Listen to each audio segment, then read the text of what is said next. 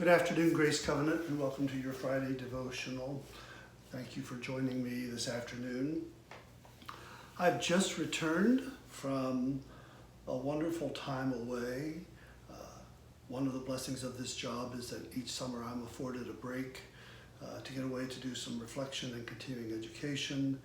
And I have a favorite spot that I return to every year in western New York State, where there's a beautiful chapel and a cottage on the edge of a state park. And it is a place of solitude with incredibly limited cell service and spotty internet. And so I pack in groceries and music and books, and I disappear for a week and practice and read and rest and reflect. And that's what I've been doing. And I am home now, and while I was away, I thought of you, I missed you all, and I had time to reflect on our work together and my work on your behalf. When you break away from everything in the world and you don't have to worry about animals and pets, people, you don't have to worry about Zooming or responding to email. It's amazing the things that you can accomplish, and it is amazing what you learn and relearn about yourself that often gets lost in the busyness of each day. And so I'm grateful for that time, and that's what works for me, and I hope that each of you are able, even in this pandemic, to find the time and space that you need to renew yourself. Maybe it's not breaking away like that. Maybe it's reading a book. Maybe it's taking a walk. I think it's important for all of us to take space, even in small doses, and be with ourselves and reflect in ways that will help us to manage during this ongoing time. So I started with this piece that I've spent some time learning while I was there, and I have not perfected it. It is the first in a series of works by Felix Mendelssohn called Songs Without Words. It's a delightful melodic piece, and you can see how there might even be a text to that at some point, but it in fact does not have any words to it. Now, I didn't play it perfectly. I'm still learning it. And one of the challenges that I have to deal with is that I tend to want to perfect things, whether it's music or knowledge, before ever putting it out there for public consumption. And so it's a challenge for me not to want to record this 2 or 3 dozen times and get everything nuanced and perfectly right for those of you who will take time to listen. But I'm doing that in part to push myself and to remind myself and you of a very famous quote from Beethoven, which translates roughly that to play a wrong note is insignificant, but to play without passion is inexcusable. To play a wrong note is insignificant, but to play without passion is inexcusable. I'm the first to want to perfect things, and I'm the first to feel in my gut when I've made a mistake, and I just cringe from it.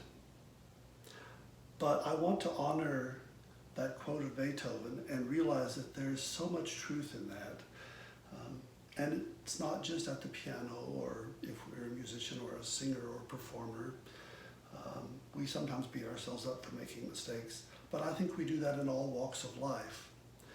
And I think we are living in a time where it is time to stand up and be passionate about what is going on in this world. We can sit back and read and study and talk to one another about what's going on in this world with Black Lives Matter and with the ongoing problems of racism in our country, even within ourselves, having to deal with that implicit bias for those of us who are white, the things we need to learn about ourselves and to grow through. But it's time to get out there. It's time to write letters, it's time to talk to people, it's time to take a stand. If you haven't done so already, So I just want to put that out there for you today, that it's okay to make mistakes. Don't sit around thinking you're not ready to do what it is you need to do. There's still beauty in a piece of music, even when it's performed with a few mistakes. I don't want that to be the way I always live, and I want to continue to perfect that and try and remove those things from the music, as well as removing the things from my life that I perceive are wrong and need correcting so that I can be a better person. So that's what I wanted to leave with you today. And I was also reminded of a hymn text that's in our hymnal, Glory to God. And again, it's about not waiting. It's about acting now. It's about performing now, even though things may not be as perfect as you want them. This song is called Heaven Shall Not Wait. And hear these words. Heaven shall not wait for the poor to lose their patience, the scorned to smile, the despised to find a friend. Jesus is Lord. He has championed the unwanted. In him, injustice confronts its timely end. Heaven shall not wait for the rich to share their fortunes, the proud to fall, the elite to tend the least. Jesus is Lord. He has shown the master's privilege to kneel and wash servants' feet before they feast. Heaven shall not wait for the dawn of great ideas, thoughts of compassion divorced from cries of pain. Jesus is Lord.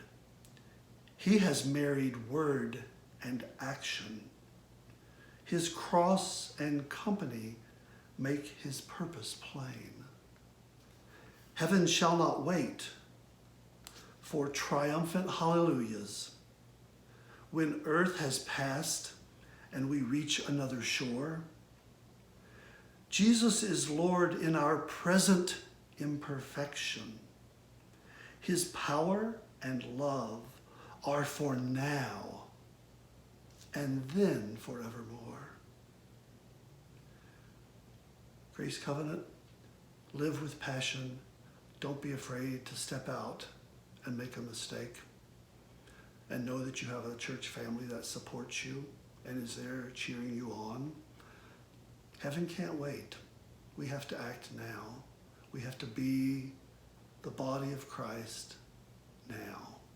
So get out there, perform to your very best ability, and as much as you can, continue to stay safe. If you can, stay home and stay connected. And remember that you are loved. Thanks be to God.